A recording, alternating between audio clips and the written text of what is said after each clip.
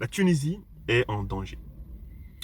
La Tunisie est en danger à cause de l'arrivée d'hordes de migrants clandestins, dont la présence en Tunisie est source de violences, de crimes et d'actes inacceptables.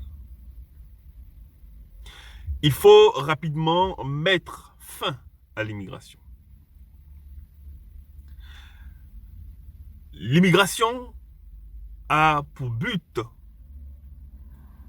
de changer la composition démographique de la Tunisie, afin de transformer le pays en pays africain seulement.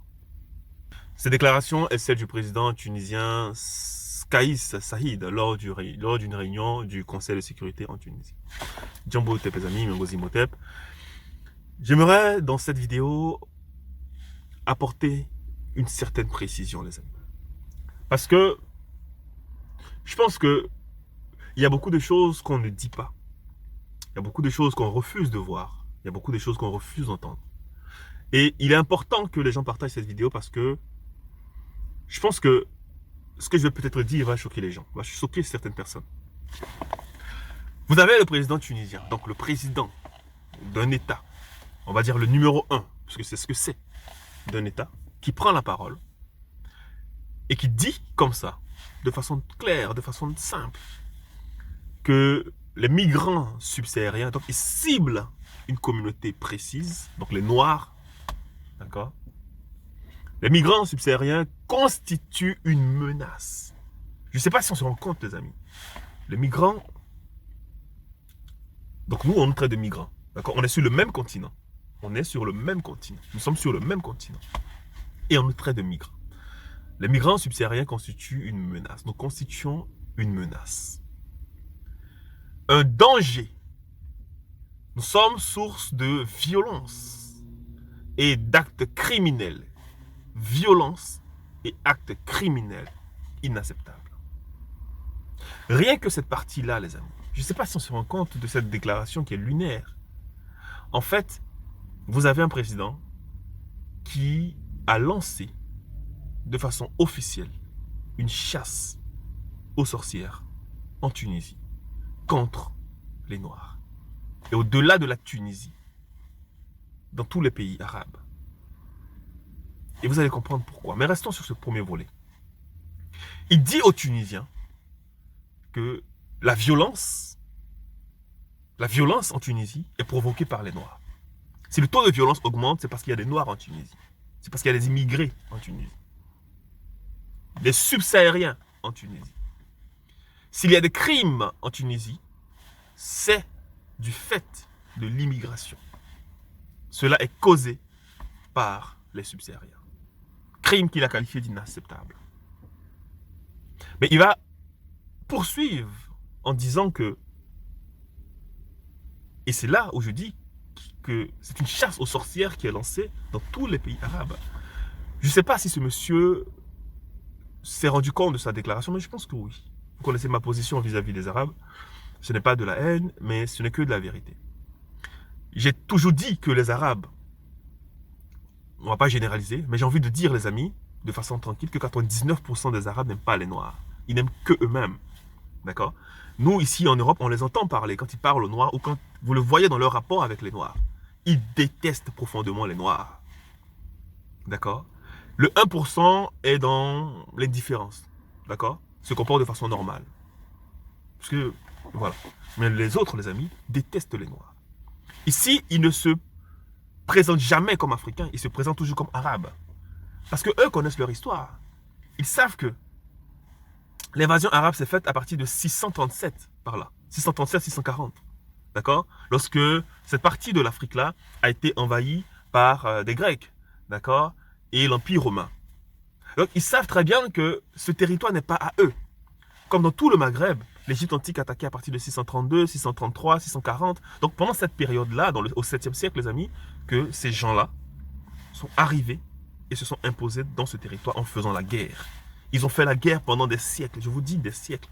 Puisque cette guerre-là a continué, d'accord, avec la population locale, après avoir chassé les envahisseurs européens, avec la population locale, donc les Noirs qui étaient là, D'accord? Ils ont fait la guerre jusqu'en 1500, les amis. Jusqu'au 16e siècle, jusqu'au 17e siècle. Pour s'imposer totalement.